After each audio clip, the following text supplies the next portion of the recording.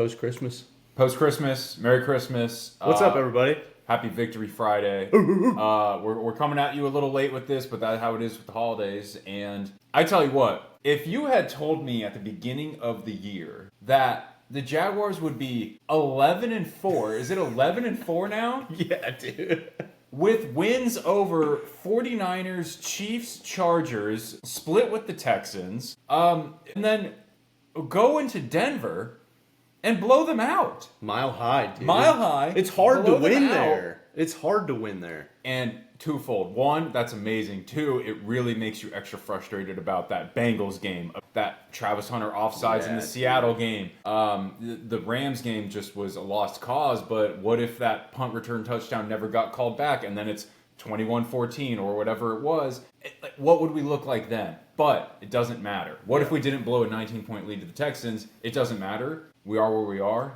It's amazing. It's amazing to think that we're like a couple of plays away from being the leading charge in the NFL right now. You know, just a couple. Yeah. Really, it's just not, a couple. It's not any big, like, I mean, I guess minus the Seahawks game is the one that I would say was the kind of we got stepped on. Every other game, and the Rams. Rams and Seahawks beat us. Yeah, they beat us bad, but I mean, we're right there, dude. We are right there from being a 2-loss team right now and leading the NFL, like looking at a Super Bowl contending team. Yeah. Like, off a scratch roster too. Yeah, and we have almost like nobody takes the Jaguars seriously because the Jaguars are a small market NFL team. Everyone gets their panties in a bunch about it. That's just true. Yeah. It is just true. And why would you trust the Jaguars? The last consistent success we've seen us have is, I don't like ever, because that 2017 year kind of looks like a fluke. Yeah. The stretch where Trevor played well, did get in the playoffs, and then lost to the Titans in that Week 18 game. I think he was playing hurt. The roster wasn't that great, and even then, that was 2 9-win seasons, and then last season was just, all over the place. But even last season, I think it was 9 one-score games the Jaguars lost. Yeah. And we've been right there the whole time. We've been right there the whole time, and as people who watch the games with our eyeballs, you can see that it's just a little bit here and there to just tweak, and it's all different. And Marcus, I think Liam Cohen should be the coach of the year. I think so too, man. I mean, this team is not built on skill or they're built on the determination to win, and that's something that a coach is instilling in the team. Right. And it's like, how do you not put him in the list for coach of the year? Taking a team that was dog water last year, and now you're actually, people are like, oh, this team could be a Super Bowl contender. Right. If that's not coach of the year, I don't know what is. Yeah. He's getting lost in the conversation with Ben Johnson and Mike Vrabel, who also completely flipped a couple teams. I would argue where Liam has been crippled by trading up for Travis Hunter and getting nothing out of his draft picks.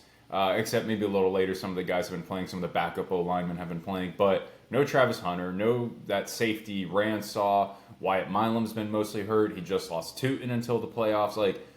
He's not doing it with, when you look at the Bears had, because of that trade with the Panthers, the Bears have DJ Moore, Luther Burden. They have dudes all over the place. They got to sign all new offensive linemen.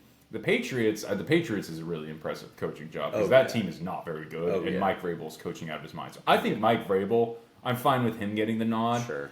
I think Ben Johnson has a much better roster on the Bears than Liam does with the Jaguars. I would agree with that. I mean, we had no draft. We had no draft. We had no draft, and we just went to Mile High City and whooped them. Not just beat them, Ethan. Annihilated them. Yeah. Any glimpse or chance of hope that they thought they had of getting back into that game, it was just pound the entire game. You never saw them let up like they did against Houston. Yeah. In the fourth quarter. It was a smash down beating. It made me realize, and it reminded me of how violent and physical a football game can be. Right. And that was a beautiful thing to watch. Just the orchestrated attack of we're going to step on you until the very last second of the game and we don't care. Right. I mean, it's beautiful. It was, I saw some Broncos people saying the Broncos just didn't look like they wanted to be there that day. I saw immediately excuses on. It's like there was nothing the Jaguars did. It was what the Broncos did wrong. And pretty sure when I watch every Jaguars loss, that's exactly how I feel. Like, I never will give the other team credit. Like, right. I think we did after Seattle. We were like, you know what? They beat us. They outplayed us. That D-line at Seattle was amazing. Yeah. Travis Hunter lined up offsides. They deserved to win that. We weren't ready for that. That was one of the only instances of that. But I thought the Broncos came to play. It was 17-17 They played a fair game. They got like 5 sacks. Yeah, it's not like they played bad. We just played better. Yeah. But that's the thing that nobody's going to respect and give us as Jacksonville Jaguars. Like, because we haven't proven much yet. Exactly. But if we make a run deep, right? And let's say we make a run deep. Let's say we don't make it all the way this year, or maybe we do. Next year we make another deep run. We're contending. Like, I don't think there's anything that people can say about the Jags anymore. But you know what? They still will. Yeah. We will always be that small market team that's going to be like, oh, they might be good this year. Right. You know? Yeah.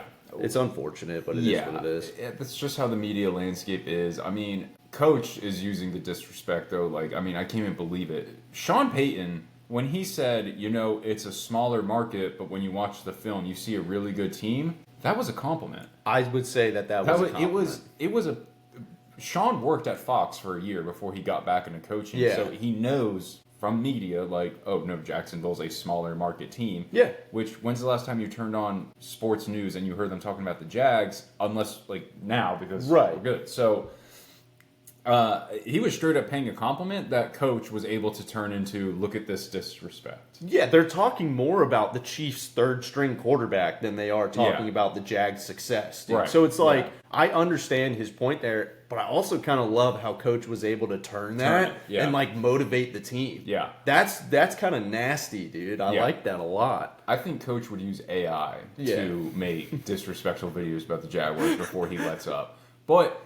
we don't need to, because I go in and I have such a problem with so much of sports media. The former players are the worst. And we all know that they're the worst. But, Richard Sherman gets on there and he's just beefing with a Jaguar fan base. And then I saw a clip of LaShawn McCoy going, that's good win, all that. But he goes, I wouldn't be surprised at all if they get bounced round one from the playoffs because Trevor Lawrence didn't play well. Like, he's stacking up good games, and they just keep going back to, well, I won't be surprised when he has a bad game. Doesn't everybody have a bad game? I was literally about to say, Ethan, isn't that just football? Isn't that part of it? Like, Everyone that's has just a bad game every now and then. If Josh Allen made the playoffs in round one and he had a bad game, they'd get bounced from the playoffs, but they're not saying that. Yeah. It's like Michael Burry, the big short guy, every year says the market's going to crash. And it's like, okay, well, eventually he'll be right. Yeah. He just keeps saying it. So it's like clickbait. Trevor Lawrence could have a bad game this weekend, but they've been saying it for 18 weekends straight. And, it's so annoying, dude. It's real annoying. And I saw somebody even just pose, what if the Jaguars had black and purple uniforms and were named the Ravens? I think we'd be talking about them as Super Bowl contenders. Yeah. And don't run into them in the playoffs. Right. Yeah. That's a great way of looking at it. I forgot never thought who said about it, but it was. That's cool. cool. Like, that's true. Absolutely true. You stick this same roster and coaching staff and put them under a different name, and everybody is going to be losing their minds. Yeah. Oh my God, the Ravens. Oh, the Bills. They're so good this year. Look at what they're doing on offense and defense and how they bounce back. But put that Jags logo on, and it's just like, they're just having a fling. Yeah. Oh my God. And you'll give respect to whoever has had more consistent success. So when you think about the Ravens, you would sit there and go, well, they've been there a lot. Yeah. And even like the Texans, everyone's going like, oh my God, do not let the Texans in the playoffs. Raiders nearly beat them. Yeah. And the Raiders nearly beat us. So it's, again, this stuff happens. Sure. But I'm like, I'll happily play the Texans. Oh yeah, yeah. I'm down to play the Texans. Let me pull up a little current AFC playoff picture. Let's run through some of these scenarios. We are known to be the team that has a great year and then like we'll lag behind for the next 2 or 3. So we've had a problem of not dealing with success well. Yeah. So what we have to do, moving forward, and I believe that Coach Cohen has all of the tools for success to be able to do this just in his coaching style, is maintain a steady trajectory of wins and losses, which I think that he's going to be able to do. Okay, so this is I like the way this looks. Yeah, okay. So what we have is who's winning this division. Broncos are the 1 seed, Patriots, Jaguars, Chargers. So Broncos got their division, Patriots get their division. The Jags, technically the Texans still could win this division. The Texans are 10-5, we are 11-4. So they're right on us. We just have to win tomorrow. Yeah. On Sunday. Chargers, Bills. I don't know why it says the Steelers are in the hunt. Who's winning that division? No, it's going to be the Steelers. So anyway, I would like to play anybody but the Bills in Jacksonville. We beat the Bills in Jacksonville before. We have. And we were at that game. Yeah, we were at that game, the 6-9 game. Yeah. I don't want to play Josh Allen. I would like the Chargers or the Texans if possible. I would take the Texans at home. I would take the Texans at home. I would take them. I think we win that game. I think we win that game. We are so competitive against them, and like I feel like we would be out for blood with them because of them beating us the way that they did. Right. Or so I would be super down to play the Texans. Yeah. Super down. Slight change of subject. Uh-huh. When we were talking about the physicality earlier, Coach Cohen, when I went back and you listen to when Baselli and these guys were talking about why they hired Liam Cohen. And he was not in the interviews talking about, I'm going to throw it down the field, we're going to be this air raid, whatever. He was going back to, it's offensive line and running game. Yeah. Is what it all boils down to. Sure does. And one, that makes the Travis Hunter trade up even more puzzling. Like, why didn't you just sit there and take Membu or trade back, maybe take Tyler Warren, take Tedero McMillan? It really does shock me that they did that for a receiver corner. It sure does. But it is what it is. It is. And there was I think it was Travis Etienne's, I don't know if it was a touchdown or when he got down to like the 1 yard line, but Anton Harrison had a swing out and he ran out. Marcus, he picked a guy up and put him off of his 2 feet. Did you see that? Yeah, he did. Yeah. I watched that live. I'm seeing now, like, it is infectious, a tough personality. Starts in the trenches, and then it bleeds out to the receivers that all block. And the corners that hit. Yep. Monteric Brown put a guy in a hospital. Yeah. Like violently. Yeah. He made the Broncos feel bad for throwing that ball. He made Bo Nix look sad. Dude, people people are gonna be afraid to play us. Yeah. Whenever those hospital balls are thrown in the air, those receivers are gonna think, be careful over the middle against these. Yeah. Okay, here we go. Like we're just instilling violence and fear and strategy into the game, and like that's what you have to do, man. You have to be a scary team to play. Yeah. That's what we're doing, man. The mind games. Yeah. The Jaguars are finally participating in the mind games. They are finally participating in psychological warfare. And, you know what I mean? Yeah.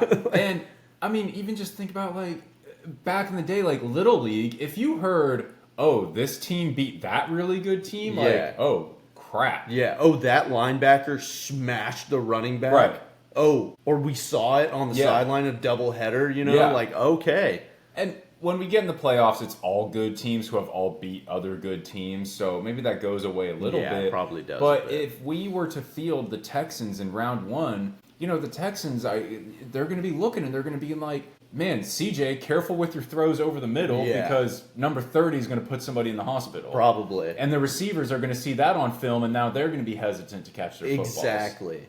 I love that. Exactly, I love that so much. Dude, exactly. That is you on the button, dude. Yeah. Yeah. It makes such a big difference moving into the rest of the season in the playoffs. Right. Because they know we're not just some small market team on a fling. We're some dogs out there ready to go crack some helmets. Yeah. You know what I mean? Like, this is a good, competitive, angry, violent, strong, depressed football team that's been stepped on for so many years, Ethan. And now here we are, rising to the occasion. New coach, new strategy, new team, no draft. And these kids have been underlooked and undervalued for so long. Yeah. And now here they are stepping up and making some things happen, dude. I gotta love it. Man, I love this team more than any Jags team I've ever been loving in the past. Yeah. Like, this is them, dude. Even like the Blake Bortles year at 2017,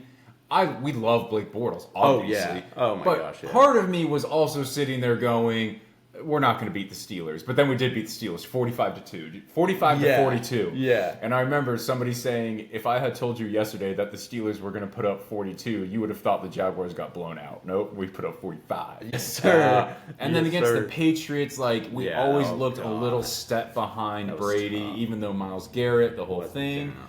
And I feel so good about this team because what I watched Trevor, Nick Wright said this on FS1. His 10 best plays of a season will look like Brady, Montana, Brett Favre, Dan Marino, like Josh Allen, like the most amazing. And then his bottom 10 plays of the year will just look, I mean, awful. Just so bad. Like comically bad. Like just dropping the football. Yeah, absolutely. Yeah, or just throwing it to the defender. Like really bad.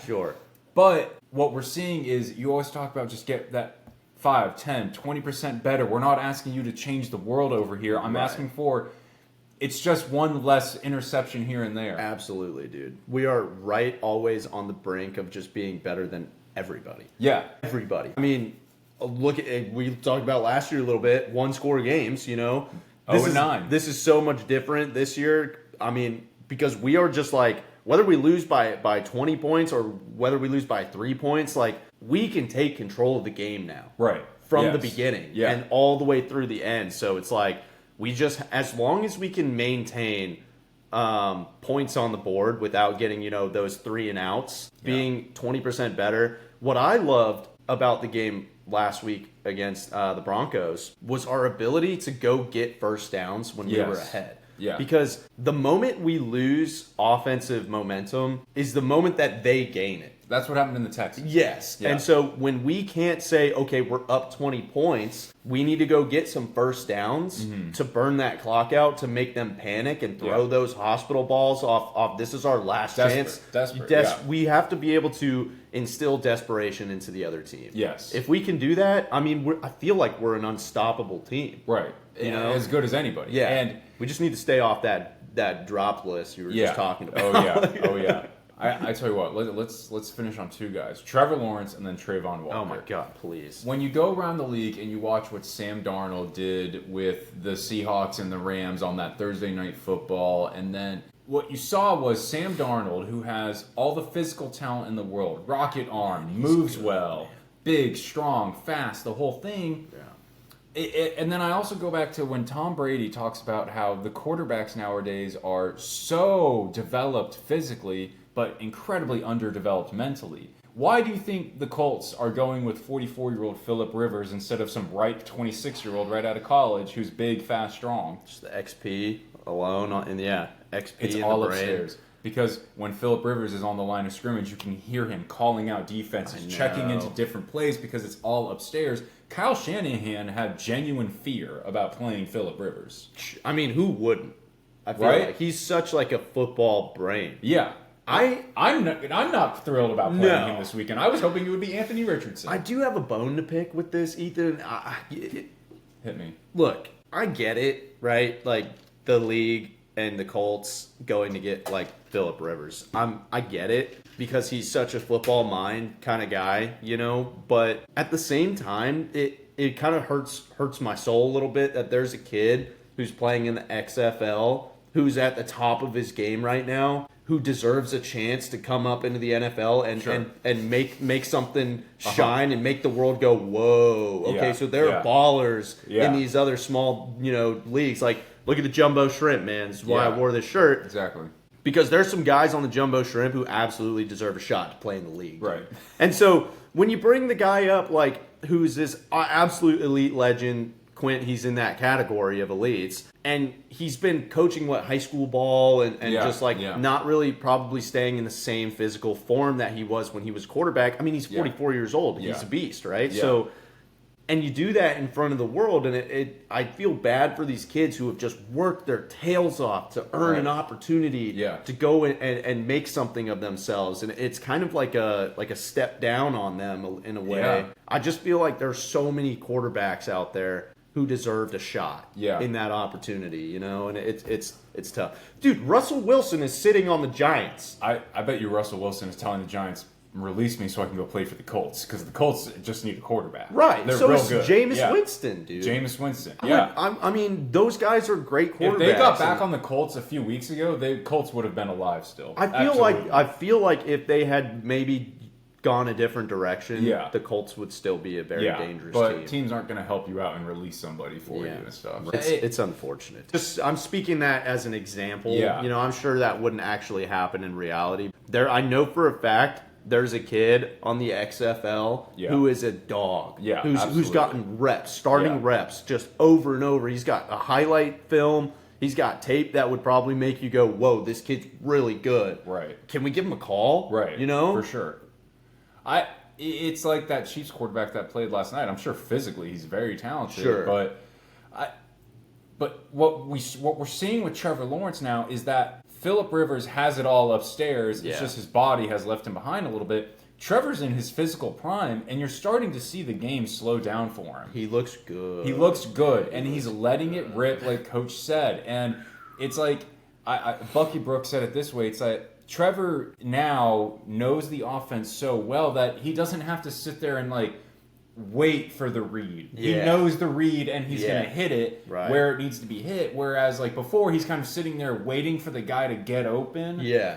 And that's when you would see the interceptions and the dumb throws and the like, because he was sitting there just waiting that half a second. But now it's starting to click for him, and you can see it with just how decisive, quick he's being. And Parker Washington had that first touchdown where the ball got hit in the air and then he kind of caught it as he was falling down. Like, he was not open. No. But Trevor now has built this rapport with them where he's throwing it going, I'm going to get it right here. It might get swatted, but you're going to have a shot at it right here. Yeah. And that's why you're going to a guy like Parker Washington. Brian Thomas was getting locked down by Pat Surtain all game long, so I'm not so worried about that. But that just took away a whole opens up. Player. Yeah, it opens it up. It opens it up, and then you're seeing the Parker Washingtons and the Brenton Stranges build a rapport with Trevor, and that's where you're seeing that next step happen. Speaking of next step, Trayvon Walker played a little inside. Sure did, Ethan. He sure played inside 3-tech or 4-eye. It was really cool to watch. Yeah. Dude, there's a play where it was him and Josh Hines-Allen on one side. And so it was a stunt move. It was an inside stunt by Josh Hines-Allen. And Trayvon Walker, just the strong man that he is, and the run attack player he is, was able to grab a guard. Yeah. Right? This is not a guard build type body that we're used to knowing. Right. Grabbed a guard, locked in the other tackle, and Josh Hines-Allen was free on the inside to just go straight and pressure the quarterback. And I'm like, I don't think there's another tackle that we have that can move as fast and physical as Trayvon Walker can. No. So why aren't we having like special package type plays on defense where we move him onto the stronger weak side with Josh Hines-Allen? It makes so much sense. And it worked really, really well in the game. Package him in. Yeah. You know, he's so strong. He's so fast. He's so physical. His pass rush isn't where I think it should be. You know, but I know for a fact that he gets his hands up and plays separation really, really well. I mean, he's an inside kind of player, in my opinion. And he's so good, man, on the inside. Is it the kind of thing where you won't see it on the stats because grabbed a guard and a tackle and freed up the other guy? Like, that won't show up on the stats. Can I be honest with you? Yeah. A defensive tackle in a 3-tech is the most selfless job. Very selfless. It is. You're going to get no thank yous. It is the most selfless job. It is. Yeah. It is go attack the inside strong side hole so that they can't run in there, and then free up space for our end athletes who are faster and taller than you to get inside and go make a play on the quarterback. That's the kind of job it is. It's a selfless service kind of job. Selfless. However, a good tackle can make a big difference and can really stand out and go get sacks and put on a mean pass rush, dude. A mean pass rush. At the high end, is it not one of the more premium positions in all? Oh my God, dude. I knew a guy who played O-line, and he talked about Aaron Donald. And he'd be like, Aaron Donald has 13 sacks from the inside. He is. That's like, exactly what you would be chasing. Now that's high end. Oh yeah. But it's super achievable. Like, I know for a fact that they like to say that inside linemen are not the best athletes on the team. I disagree. Yeah. I think that in a lot of cases, you want your guys on the inside to be the most violent, the most capable and strongest guys on the team. If you've got a guy up front who's just thick, and clogs up the hole, I think you're letting yourself down. I want a guy who's going to power clean 400 pounds to play inside. Yeah. You know what I mean? Yeah, absolutely. And be able to grab and take on a double team or spill a block down the line and go make a tackle on the other side, or put on a nasty pass rush like Trayvon Walker can. Dude, I feel like he's the guy for the inside. It was awesome to watch, and it gives you ideas where we already have Josh Hines-Allen, and pass rushers after that have been those two rookies, B.J. Green and Danny Strigow, and then you have a veteran like Emmanuel Agba who can play when we need him to, and then Smoot's in there. But those young guys, Strigo and B.J. Green, those are your young, fast run, sub-540s.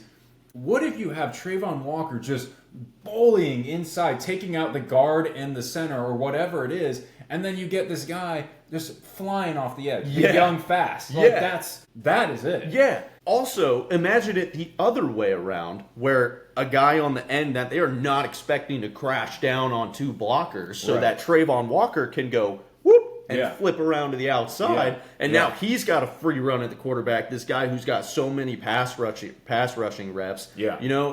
It's just genius, man. I tell you, I think one of the things that closed out that Broncos game was, and I don't know the stats on it, but who cares, is we were getting home with 4. Not sacks per se, but we were getting the pressure and affecting the plays, and we got to keep everybody in coverage. So that Jarian Jones interception, even little things like, was the pressure getting to them, and then they mess up the handoff that we get that fumble back. And then that kind of stuff just spills over and over. And I think that really closed it out, is the 4 up front. Dude, I absolutely agree. I remember 2 moments from that game. I was sitting there watching with my dad. The first moment was when Trevor was scrambling out, and he had Parker Washington making moves out there trying to get open, and you could see it in Trevor's eyes that before in the season, you'd look in his eyes and you'd see someone who was like concerned in his eyes. Yeah. And they zoomed in on this kid's eyes, and I saw locked in. Confident, structured, able to go make a play where you couldn't see that before. And then the second thing that I saw that I was fired up about was that they were so panicked and so afraid on that run pass option. Or that quarterback option that the quarterback, Bo Nix, who was, their team is so prestige, made such a critical error that where he didn't pull it fast enough. And it's like, okay, they have no idea what to expect from this play. Absolutely. And that comes up front, Ethan. Let's go. Another thing that happened was a couple O-linemen got hurt. Hainsey went out for a little bit, and McCary went out. And I gotta say, I know it's just a few guys. I don't know where Cole Van Lanen came from, but he's our starting left tackle now. Walker Little played right guard during the Broncos game. Walker Little's a good offensive lineman. He's great. He was just getting beat up a few times, but he had some bad pass rushers to go against. He got unlucky with a lot of stuff. But is Hainsey? That's the center. He's still playing, or what's the? I don't know what his status is, but even he goes out, and they get this Jonah Monheim rookie out of USC, and you see, again, like Strigow and B.J. Green, young, fast, strong, like this fresh body that, like, I know that he's not upstairs going to be able to do what Hainsey can do at the line, but if he gets a one-on-one, I trust him just as much as probably anybody. Dude, he immediately, when the center went out, he immediately, camera panned over, he's over there, couple snaps, and he jogged in. His long hair. That guy is fit, That guy's dude. awesome. He is fit. And then Milam is the other rookie that's only recently gotten healthy. Every time he goes in the game, he's throwing dudes around, and that was what he was known for in college, was being violent. That even though it probably could have been a better draft without the Travis Hunter trade, but who knows, because Travis Hunter had some game-saving plays against the Chiefs. Travis Hunter's great. We're joking around, but I miss him a lot. And Milam, Monheim, B.J. Green, Strigow, LaQuint Allen, Tootin. Like, you just go pick by pick, and you're like, they're all contributing. They're all contributing. They sure are, dude. They're playing meaningful snaps, and we've won 11 games. That's really impressive. And that switch at center, let me tell you, from what I saw in preseason, Yeah. There was not a worry in my heart when they needed to make a swap at center. Yeah. I saw him getting warmed up, and I was like, my dad was losing it. I mean, he was like, "Oh no, that's our center. That's our leader of the offensive line." Yeah. I'm like, "No, Dad, don't worry about it. I've seen this guy. Watch this cat right here." And he like snapped. And he was hitting blocks. I'm like, Yeah. "Let's go!" Yeah, no, it's great. And with that good drafting, you're allowed to. It's not even a whiff. He's just got hurt. You're allowed to do that Travis Hunter trade because you go, "Well, I hit on my rounds 3 through 7." Yeah. That's what happened to the 49ers for a while. People forget the 49ers traded up for Trey Lance. Oh yeah. It's just that they also hit on a bunch of other people right after did. that. So, this Colts game, Phillip Rivers can turn it on anytime. It's pretty much must win, and I feel good though because I think the message has gotten into the locker room that it's championship starting now. We have to win out. Yeah, and we can't allow ourselves to think the 44-year-old guy who's lost 2 games in a row. We can't let off the brakes or let off the gas just because there's a backup quarterback who came in off the couch in Indianapolis. And if we have that mentality moving forward, Ethan, I mean, again, each week I'm valuing this team as are they willing and able to be in the playoffs? Right. Are they actual real contenders? We were solidified last week, but it's a week-to-week thing right now. Absolutely. It's not we won a couple games. We definitely should be there. We have to play that way every single week. Absolutely. It cannot stop, dude, because that's what good Super Bowl winning teams do. Yeah. They don't let up on the gas, man. Yeah. Texans are still hot on our trail for the division, and they play the Chargers this weekend. They might kill Justin Herbert. They're missing both of their starting tackles. They might kill him. But what if they lose? That would be tight. That would be huge. That would be huge. I want the division. I want a home playoff game. Yeah, that would be great. Yeah. I want the T-shirts and the hats and the home playoff game, and I think we can do it, man, because, but 2 division games, Colts and Titans. Titans are feeling themselves now because they've won 3 of the last 4. Yep. No one's going to lay it rolled over and let it happen. Right. Let the Texans fall into that trap of they're just going to lay over for us. The Jaguars are not going to fall into that trap. I don't think so. Whereas in years past, I think we would have fallen into that trap. I think Trevor has really flipped the switch, and I don't know if it was becoming a dad. Maybe he's sitting there at night going like, wait, no, my kids need to be like, Dad, you were the freaking man. Yeah. Not, Dad, you got a bunch of money. Yeah. No, oh my God, Dad, you played in Super Bowls? Yep. Yeah. Absolutely. Tom Brady vibes, dude. Yeah. Dad wants T-shirts and hats to be like, look at all these division championships. He wants a wall up there. Look at how accomplished Daddy is. Yeah. Because right now it's just a national championship. Absolutely. There's not much to it. Not much to it. No. Fun fact, if Trevor Lawrence continues at the streak, I think, and I heard this from Nick Wright, this could be his 2nd ever top 7 finish in MVP voting. Wow. A few years ago, he was top 7 in MVP. That was that year we won a playoff game. Wow. He finished top 7 in MVP voting. And that's pretty cool. Right now, it's Stafford's going to win it. But after Stafford, it's Dak's team. Cowboys aren't good enough. Yeah. They can't finish, dude. They're really struggling to finish. Yeah. People don't credit Bo Nix for their success, probably as much as they should, but they're just going to go, well, it's the defense. Myles Garrett's a defensive end. It's going to go to the best quarterback, which is going to be Matt Stafford, but sneaky, Trevor Lawrence, 2 top 7 finishes in MVP voting. I mean, if he played the way that he plays now, like repetitively for the rest of his career, we have an MVP candidate. He will go down as one of the best quarterbacks to ever play the game. Yeah. Like, if you look at his past 5 games, the stats are insane. And I mean, he's locked in. No turnovers, right? I think it's been like 5 games, no turnovers. And no, maybe Trevor maybe is quintessential, big, fast, strong, rocket arm, can do everything you need to physically. But even Mahomes said it was like year 3 is when the game slowed down for him, and he had Andy Reid to help him. Liam Cohen, I think, is just slowing the game down for him, like making it easy on him, and it's very fun to watch. I think Cohen also, I think he also like has a way of, instilling like verbal cues into the team to make them think that, we have a chip on our shoulder. It was the small market thing. It's the everybody's on not on your side. They play with such like you remember how Toblin did that? And so the team like is just feeling angry. Yeah, they feel angry. Like they have something to prove. Yeah. That's why I feel like we are not going to fall behind into the trap. And imagine for some of these guys, some of the second year, even Trayvon had those couple good 9-win seasons, but we have 11 wins and the season's not over. Yeah. This is new for them. This is super new. And you hope that we continue capitalizing on it. This is new for us as fans, it's really too. new for us as well to feel like a well-run organization. Yeah. It always has felt like Florida, it's too chill in Jacksonville. It's the retirement. It's retirement capital. And then, even down in Tampa Bay, Miami hasn't won a playoff game in 25 years. Wow. You almost worry, is there just nightclubs, girls? Even Tampa Bay, it took John Gruden and Tom Brady to whip that franchise into shape to get some success. And look what happens when they showed up. And look what happens. They were immediately dominant. It's a tough state to live and be young, good-looking, and rich, and focus on football. But I think Coach has him, man. I think he's got him. I think he's got him. He's got him grip, dude. I'll say this weekend, the Jaguars, it's going to be closer than we think. Let's go.